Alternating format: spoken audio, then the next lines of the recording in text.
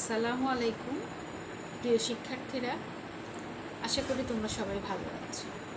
আমি উম্মে আহসানা জেরিন, সহকারী অধ্যাপক, পল্লবী মহিলা ডিগ্রি কলেজ। আমি আজকে ক্লাস নিব বিএম দ্বিতীয় বর্ষের শিক্ষার্থীদের। আমার আজকে পড়ানোর বিষয় অফিস ম্যানেজমেন্ট। আমি অফিস ম্যানেজমেন্ট থেকে দ্বিতীয় অধ্যায় অফিস কর্মী ব্যবস্থাপনা নিয়ে আজকে আলোচনা করব। আজকে অফিস কর্মী ব্যবস্থাপনা অধ্যায় থেকে যে টপিকগুলো আলোচনা করব সেটা হলো অফিস কর্মী ব্যবস্থাপনা বলতে কী বোঝায়, একজন দক্ষ অফিস কর্মী ব্যবস্থাপকের মৌলিক কার্যাবলীগুলো কি কি হতে পারে, অফিস কর্মী নির্বাচন বলতে কী বোঝায়, অফিস কর্মী নির্বাচন প্রক্রিয়া বা পদ্ধতি আলোচনা। চলো এবার আমরা মূল ক্লাসে ফিরে যাই। প্রথম আলোচনা করব অফিস কর্মী ব্যবস্থাপনা বলতে কী বোঝায়। যে প্রক্রিয়ার মাধ্যমে অফিসের গুরুত্বপূর্ণ উপাদান যেমন কর্মী, তাদের নিয়ন্ত্রণ করা হয়, সেই কার্যক্রমকে বলা হয় অফিস কর্মী ব্যবস্থাপনা। অফিস কর্মী ব্যবস্থাপনার দ্বারা হলো কর্মীদের সুষ্ঠু ব্যবহার নিশ্চিত করা হয় এবং কর্মীদের দক্ষতা বৃদ্ধি করা হয়। এতে প্রতিষ্ঠানের লক্ষ্য বা উদ্দেশ্য অর্জিত হয়ে থাকে।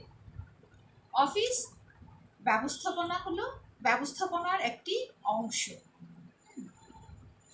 কর্মী ব্যবস্থাপনা হচ্ছে ব্যবস্থাপনার সেই অংশ যেখানে শ্রম ব্যবস্থাপনা নিয়ে আলোচনা করা হয়ে থাকে। তাহলে আমরা বুঝতে পারলাম যে অফিস ব্যবস্থাপনাটা কি। এখন অফিস ব্যবস্থাপনার একটি প্রামাণ্য সংজ্ঞা আমরা আলোচনা করব। আচ্ছা, সংজ্ঞাটা দিয়েছে জর্জ আর টেরি। তা আমরা একটু বোর্ডে লিখি সংজ্ঞাটা, যে জর্জ আর টেরির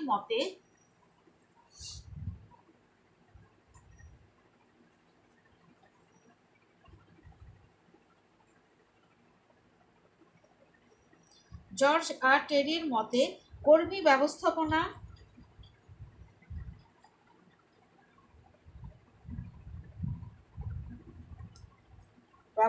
একটি সন্তোষজনক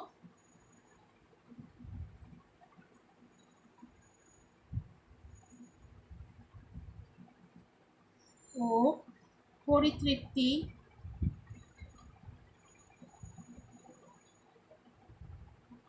কর্মী দল গঠন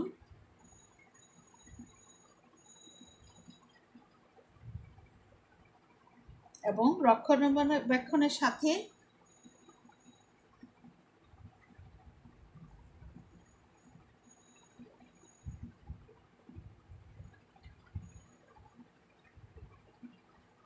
সংশ্লিষ্ট।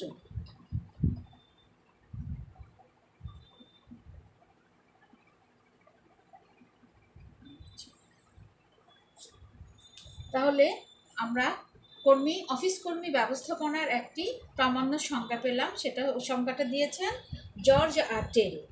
কর্মী ব্যবস্থাপনা একটি সন্তোষজনক ও পরিতৃপ্তি কর্মী দল গঠন এবং রক্ষণাবেক্ষণের সঙ্গে বা সাথে সংশ্লিষ্ট। তার মানে কর্মী ব্যবস্থাপনার মাধ্যমে একটি সন্তোষজনক কর্মী বাহিনী তৈরি করা হবে এবং অফিসের বিভিন্ন কর্মীদের রক্ষণাবেক্ষণের স্বার্থে সেই ব্যবস্থাপনাটা কার্য সম্পাদন করে থাকবে। আচ্ছা, তাহলে এতক্ষণ আমরা বুঝলাম যে অফিস কর্মী ব্যবস্থাপনা বলতে কি বোঝানো হয়। একজন দক্ষ অফিস কর্মী ব্যবস্থাপকের মৌলিক কার্যাবলী, এখন এটা আমরা আলোচনা করব। একটা প্রতিষ্ঠানে বিভিন্ন ধরনের কর্মী প্রয়োজন হয়, তারা বিভিন্ন পদে অধিষ্ঠিত থাকে। তাদের কাজের ধরনও বিভিন্ন রকম হয়ে থাকে।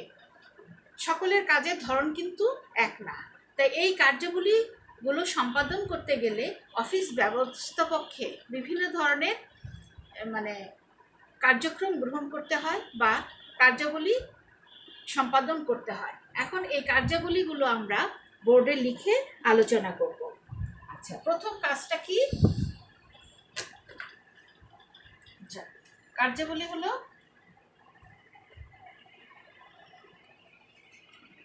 প্রথম কাজটা হলো কর্মচারীদের উপযোগী নীতি প্রণয়ন।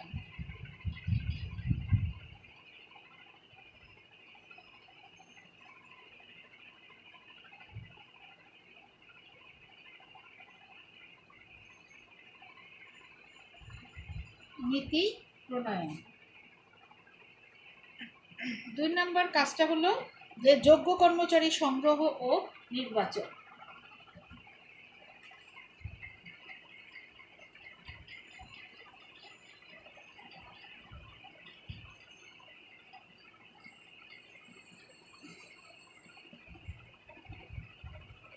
পরিচালনা ও স্থাপনা।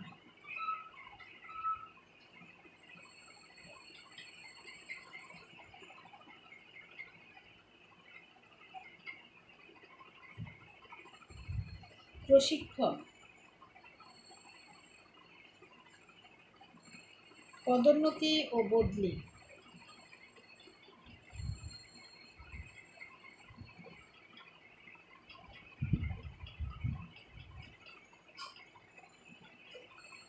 বরখাস্ত ও ছাঁটাই।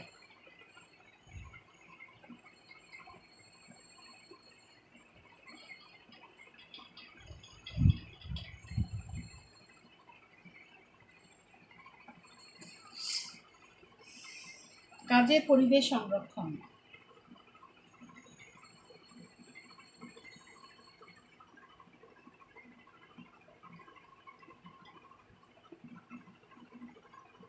ঝুঁকি হ্রাস করা।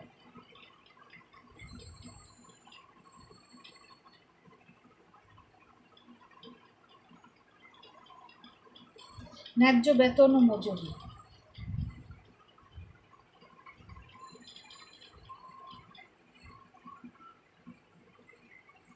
সেবামূলক কাজ।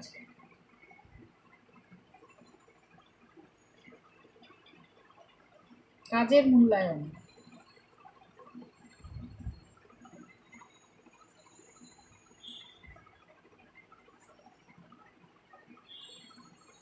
কর্মচারী ব্যবস্থাপনা সম্পর্ক।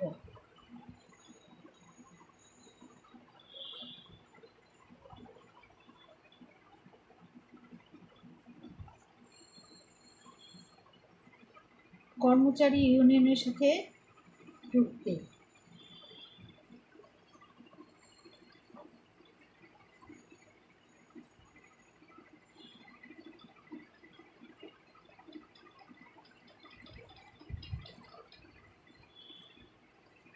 কর্মচারীদের চাহিদা পর্যালোচনা।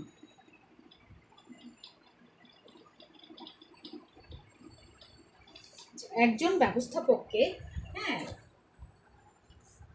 অফিস পরিচালনার ক্ষেত্রে এই কাজগুলো সম্পাদন করতে হয়ে থাকে। অফিস কর্মচারীদের উপযোগী নীতি প্রণয়ন।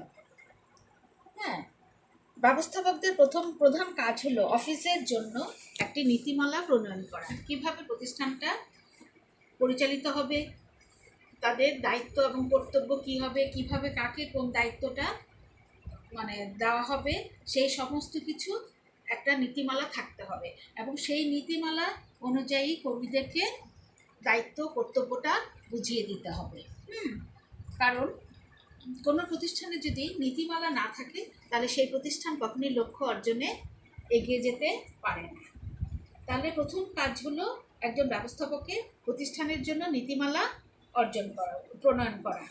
আচ্ছা, 2 নম্বর পয়েন্ট কার্যাবলীটা হচ্ছে যোগ্য কর্মচারী সংগ্রহ ও নির্বাচন। একটা প্রতিষ্ঠান পরিচালনা করতে গেলে যোগ্য কর্মচারী সংগ্রহ করতে হয়। সংগ্রহ মানে অনেকগুলো কর্মীকে একত্রিত করা বা তাদের জোগাড় করা এবং সেখান থেকে সেই যোগ্য কর্মীদেরকে বেছে নির্বাচন করতে হবে। যদি কর্মী বেশি সংগ্রহ করা না হয় তাহলে সেখান থেকে কিন্তু যোগ্য কর্মী বাছাই করা সম্ভব হয় না। সেজন্য যোগ্য কর্মচারী সংগ্রহ করতে হবে এবং সেখান থেকে বিভিন্ন ধরনের প্রক্রিয়ার মাধ্যমে কর্মীটাকে নির্বাচন করতে হবে। এটা হলো অফিস ব্যবস্থাপনার আরেকটি গুরুত্বপূর্ণ কাজ। আচ্ছা, তৃতীয় কাজটা কি?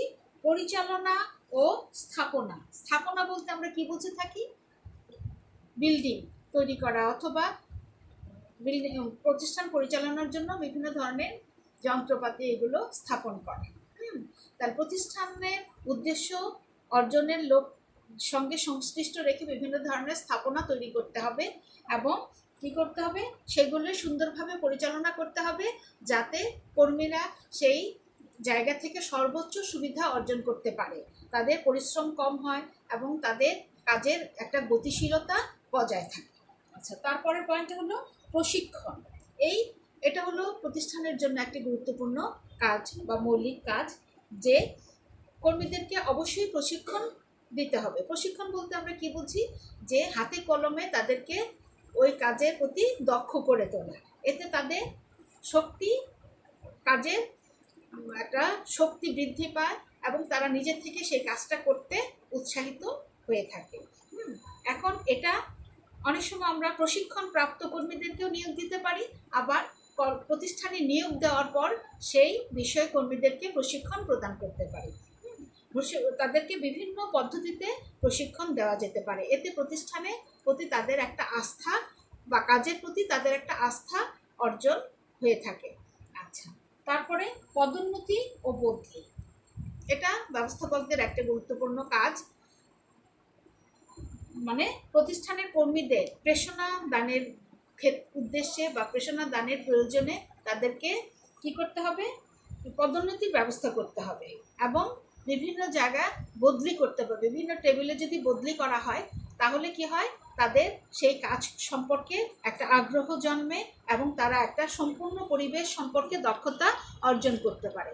আবার অনেক সময় যে কাজে ভালো, যার কাজের গতি ভালো বা সে কাজে দক্ষতা দেখাতে পারে, তাকে অবশ্যই সেই দক্ষতাটা ধরে রাখার জন্য বা আরও ভালো কাজের জন্য পদোন্নতির ব্যবস্থা করতে হবে। যদি পদোন্নতির ব্যবস্থা না থাকে তাহলে সে তার আর কাজে দক্ষতা দেখানোর আগ্রহ প্রকাশ করবে না। সে বলবে যে কাজ করে কোনো লাভ নাই, কারণ আমার তো কোনো প্রমোশনের ব্যবস্থা নেই। একটা হতাশার সৃষ্টি হবে, তখন সেই প্রতিষ্ঠান আর তার জন্য লক্ষ্য অর্জনের জন্য সেটা একটা কঠিন অবস্থার সৃষ্টি হবে। আচ্ছা, তারপরে আসছে বরখাস্ত ও ছাঁটাই।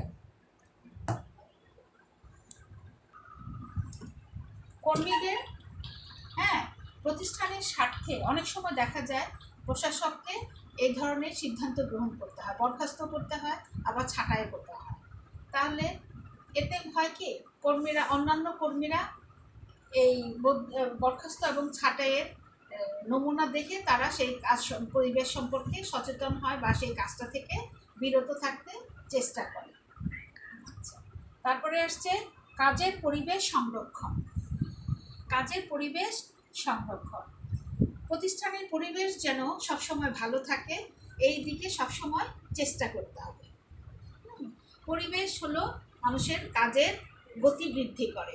এখন কাজের পরিবেশ যদি একদম কি বলবো, এটাকে খুবই হিবিজিবি হয় অথবা খুবই অল্প হয়ে থাকে, তাহলে সেখানে কাজ করতে গেলে শ্রমিকরা কি হয়? যে অসুস্থ হয়ে পড়ে অথবা তাদের একটা ক্লান্তি চলে আসে। সেই জন্য কাজের পরিবেশটা যেন তাদের স্বাস্থ্যের প্রতি স্বাস্থ্যের দিকে খেয়াল রেখে হয়, সেই ব্যাপারে প্রশাসককে বা ব্যবস্থাপকদের নজর থাকতে হবে। আচ্ছা, ঝুঁকি হ্রাস করা।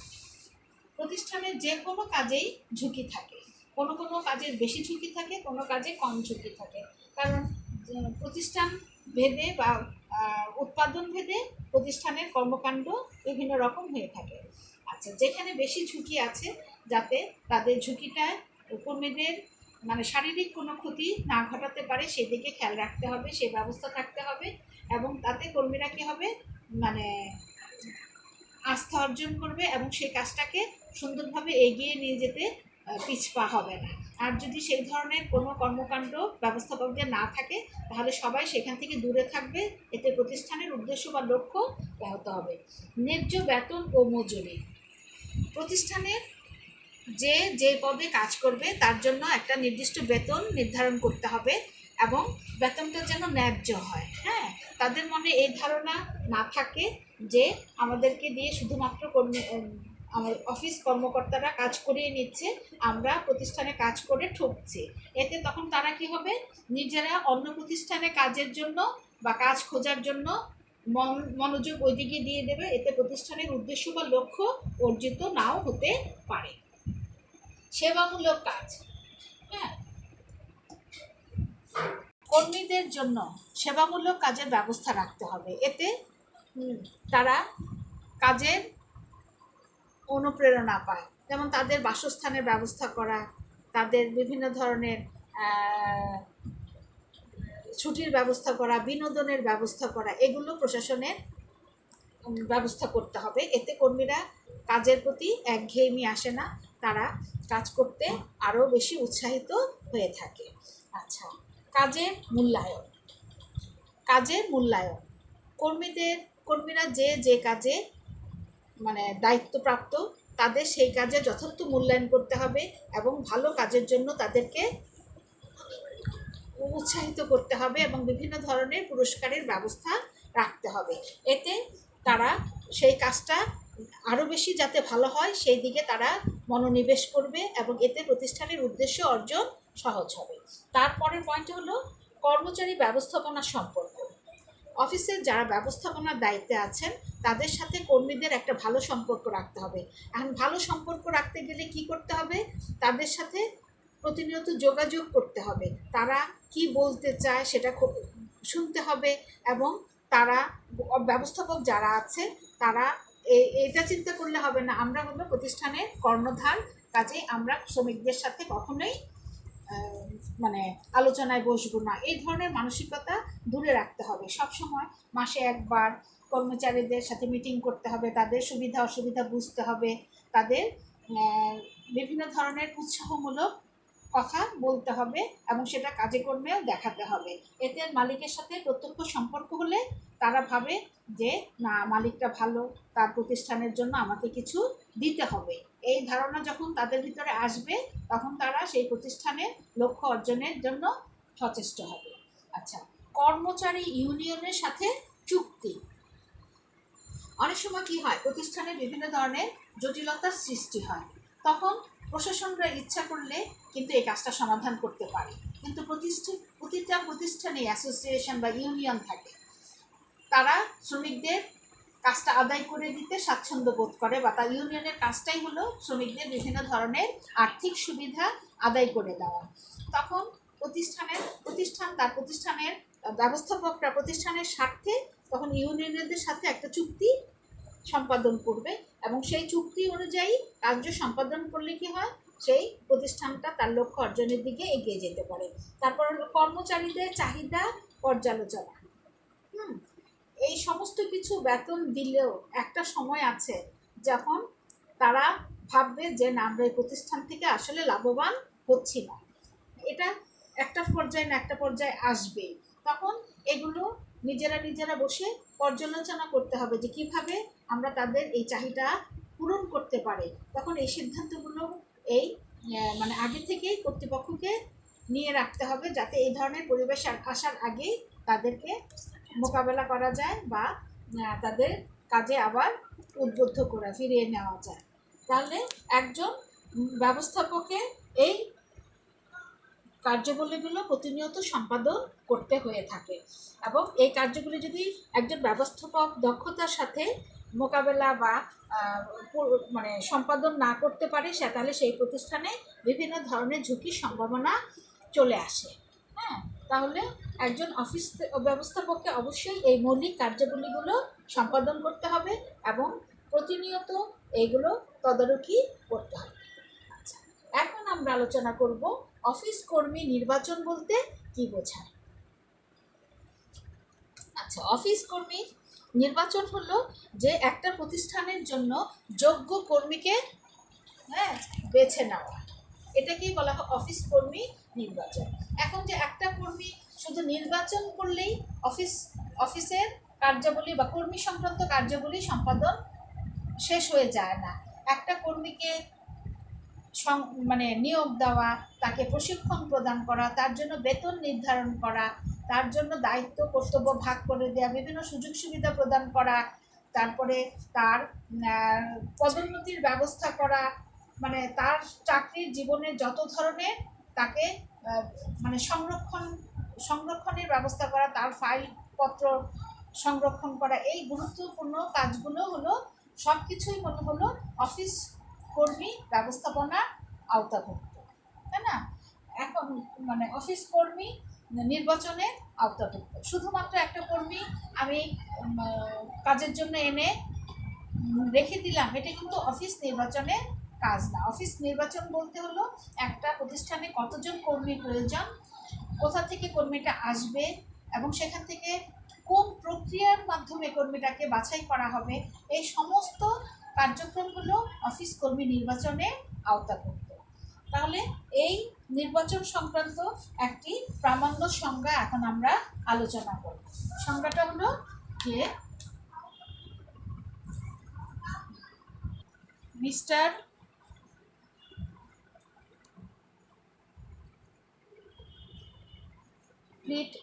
মিস্টার ভ্যান ফ্রিট এর মতে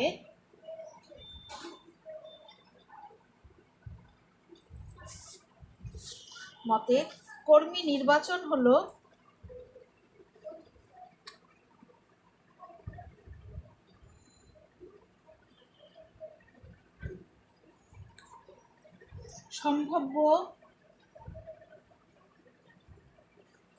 সম্ভাব্য প্রার্থীদের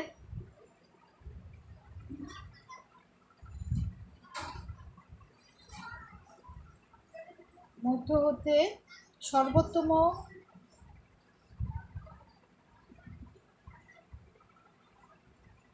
কর্মী বাছাইয়ের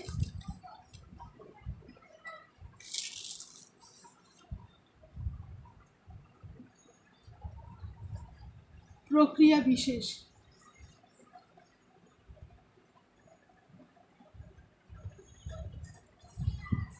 তাহলে আমরা মিস্টার ভ্যান ফ্লিট এর মতে কি পেলাম? কর্মী নির্বাচন হলো সম্ভাব্য প্রার্থীদের মধ্য হতে সর্বোত্তম কর্মী বাছাইয়ের প্রক্রিয়া বিশেষ। মানে সর্বোত্তম কর্মী বাছাইয়ের ক্ষেত্রে যে প্রক্রিয়াটা অবলম্বন করা হয় সেটাই হলো কর্মী নির্বাচন। এখন আমরা কর্মী নির্বাচনের প্রক্রিয়া বা পদ্ধতিগুলো আলোচনা করব।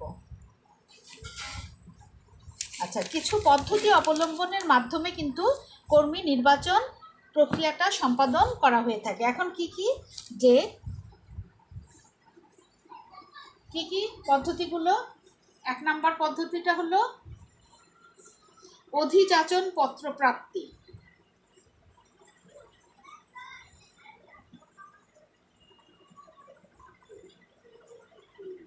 অধিযাচন পত্র প্রাপ্তি।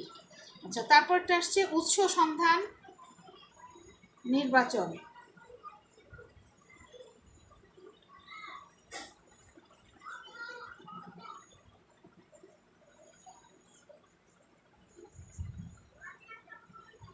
আবেদনপত্র গ্রহণ।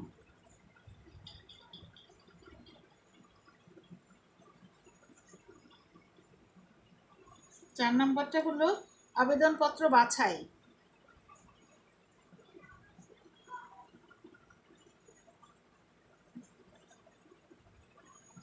খালি আবেদনপত্র পূরণ।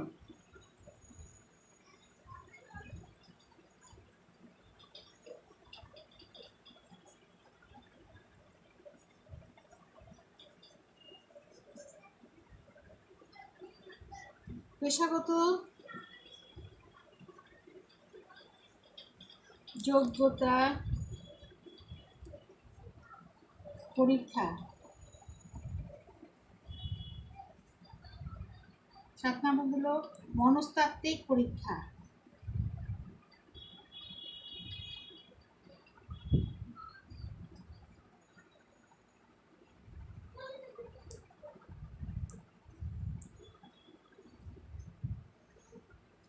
আচ্ছা, প্রার্থীর সাক্ষাৎকার ও লিখিত পরীক্ষা।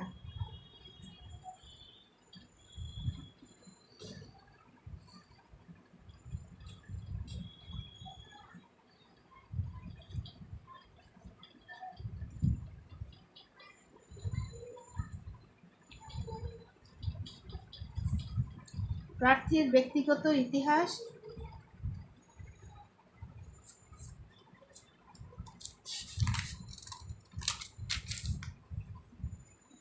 প্রার্থীর ব্যক্তিগত ইতিহাস অনুসন্ধান,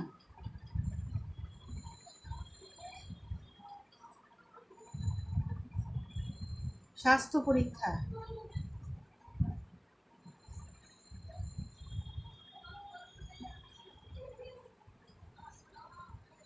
প্রাথমিক মনোনয়ন,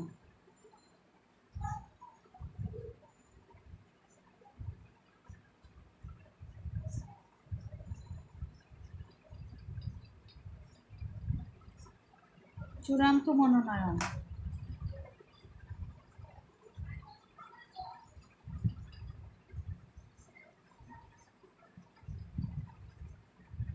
নিয়োগপত্র প্রেরণ,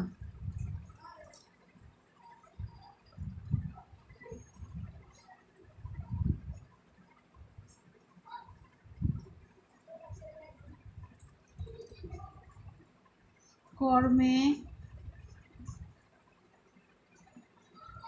যোগদানের রিপোর্ট গ্রহণ।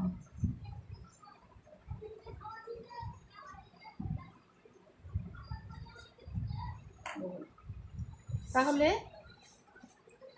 কর্মী নির্বাচন প্রক্রিয়ার মধ্যে এই ধাপগুলো একজন কর্মীকে অতিক্রম করতে হয়। প্রথমটা হলো কি, অধিযাচন পত্র প্রাপ্তি। আবেদনপত্র, তার প্রথমটা হলো অধিযাচন পত্র প্রাপ্তি। অধিযাচন প্রাপ্তিটা হলো কি, যে একটা প্রতিষ্ঠানের কর্মীর প্রয়োজন, কোন পদে কতটা লোকের প্রয়োজন বা মানে কি যোগ্যতা সম্পন্ন লোকের প্রয়োজন, সেটা খুঁজে বের করাটাকেই বলা হয়, তালিকাটা যে খুঁজে বের করা হয় সেটাকেই বলা হয় অধিযাচন পত্র প্রাপ্তি।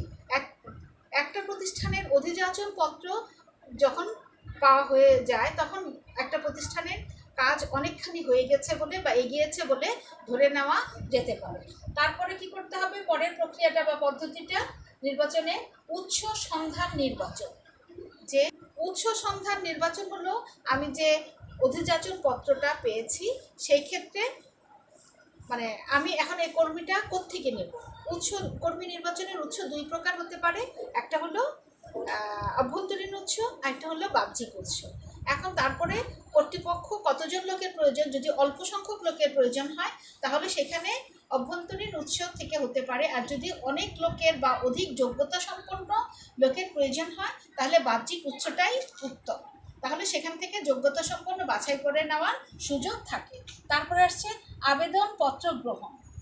হ্যাঁ, তারপরে আবেদন করার জন্য তাদেরকে অনুরোধ জানানো হয় এবং সেই আবেদনপত্র যারা করবে সেটাকে গ্রহণ করা হয়।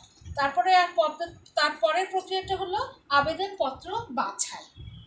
আবেদনপত্র যেগুলো আসছে সেগুলো যে মানে শর্ত অনুযায়ী আবেদনটা করতে বলা হয়েছে, সেটা যদি সম্পূর্ণভাবে তারা পরিপূর্ণভাবে না পাওয়া যায় আবেদনপত্রে, তখন সেগুলোকে বাছাই করে যেগুলো সঠিক সেগুলোকে রেখে দেওয়া হয়। আচ্ছা, খালি আবেদনপত্র পূরণ। যারা যে আবেদনপত্রগুলোকে বাছাই করে নেওয়া হলো তাদেরকে একটি ফর্ম দেওয়া হয়, সেই ফর্মটা যারা মানে বাছাইকৃত হয়েছে তারা সেই ফর্মটা পূরণ করে আবার কর্তৃপক্ষের কাছে জমা দিবে। তারপরে আসছে পেশাগত যোগ্যতা পরীক্ষা।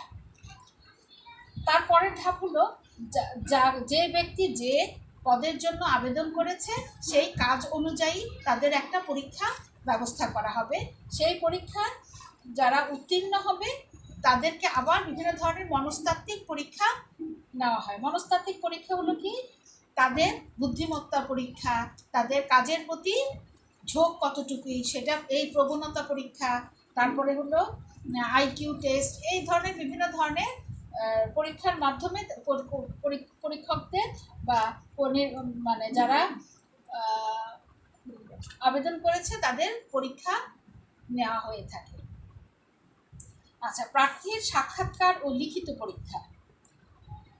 যারা প্রার্থী তাদেরকে প্রথমে লিখিত পরীক্ষাও নিতে পারে, অথবা কোনো কোনো প্রতিষ্ঠানে আগে ভাইবা দিয়ে কর্মী ছাঁটাই করে তারপরে লিখিত পরীক্ষার ব্যবস্থা গ্রহণ করা হয়ে থাকে। এক এক পরীক্ষা এক এক রকম। তো নর্মালি প্রতিটা প্রতিষ্ঠানে আগে লিখিত পরীক্ষা হয়, লিখিত পরীক্ষায় যারা উত্তীর্ণ হয় তখন তাদের মধ্যে থেকে আবার ভাইবা দিয়ে যতজন কর্মী প্রয়োজন সেই পরিমাণ সংখ্যক প্রার্থী নির্বাচন করা হয়ে থাকে।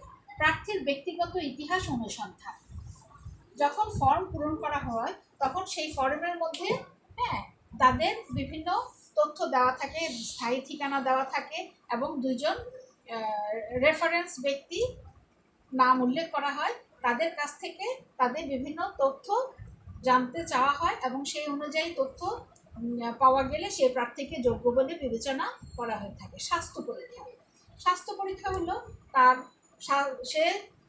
তার কোনো জটিল অসুখ আছে কিনা বা তার স্বাস্থ্যটা এই প্রতিষ্ঠানে কাজ করার জন্য উপযুক্ত কিনা, এগুলো পরীক্ষা। একটা স্বাস্থ্য পরীক্ষা মানে মেডিকেল কোনো একটা হাসপাতালে গিয়ে এই ধরনের পরীক্ষাগুলো সম্পন্ন করা হয়ে থাকে। আচ্ছা, প্রাথমিক মনোনয়ন। এই পরীক্ষাগুলো যখন হয়ে যাবে শেষ হবে, সে প্রাথমিকভাবে নির্বাচিত হয় এবং তার পরবর্তী স্টেপ হলো চূড়ান্ত মনোনয়ন, যে এই কজন প্রার্থী সিলেক্ট করা হবে এবং যখন তাকে এই মর্মে একটি চিঠি প্রদান করা হয়ে থাকে তখন সেটাকে চূড়ান্ত মনোনয়ন বলে গ্রহণ করা হয়ে থাকে বা নিয়োগপত্র প্রেরণ। চূড়ান্তভাবে মনোনীত হলে তার নামে একটি নিয়োগপত্র পাঠিয়ে দেওয়া হয় এবং সে নিয়োগপত্র অনুযায়ী কাজে যোগদান করে এবং সেখানে একটা রিপোর্ট সে প্রদান করে এবং সেই রিপোর্টটা আবার কর্তৃপক্ষ অফিসে জমা রাখে। এইভাবে একটি অফিস কর্মী নির্বাচন প্রক্রিয়া বা পদ্ধতি সম্পাদন করা হয়ে থাকে। তাহলে এগুলো হলো একটা কর্মীকে নির্বাচন করার বিভিন্ন পদ্ধতি। তবে এটা ঠিক সব প্রতিষ্ঠানে কিন্তু একই ধরনের পদ্ধতি অবলম্বন করে না। যে প্রতিষ্ঠানগুলো বড় বা সরকারি প্রতিষ্ঠান তারা এই ধরনের কার্যক্রমগুলো বাধ্যতামূলকভাবে সম্পাদন করে থাকে, আর ছোটোখাটো প্রতিষ্ঠানগুলো দেখা যায় অনেক সময় এই ঝামেলাগুলো অ্যাভয়েড করার জন্য তারা প্রতিষ্ঠানের ভিতর থেকে অথবা কারো পরিচিত মাধ্যম থেকে তাদের জন্য উপযুক্ত কর্মী সংগ্রহ করে কাজে নিয়োগ দিয়ে থাকে।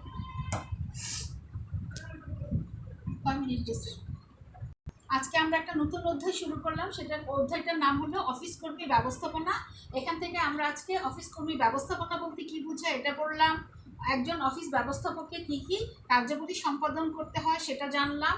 অফিস কর্মী নির্বাচন বলতে কি বোঝায় এটা জানলাম এবং নির্বাচনের বিভিন্ন প্রক্রিয়া বা পদ্ধতি সম্পর্কে আলোচনা করলাম। তাহলে আজকে আমাদের পড়া এখানেই শেষ। আশা করি তোমরা এই পড়াগুলো সাথে সাথে পড়ে ফেলবে। নেক্সট ক্লাসে আবার আমরা নতুন টপিক আলোচনা করব। সামনের ক্লাসে আবার তোমাদের সাথে দেখা হবে। আজকে এই পর্যন্তই।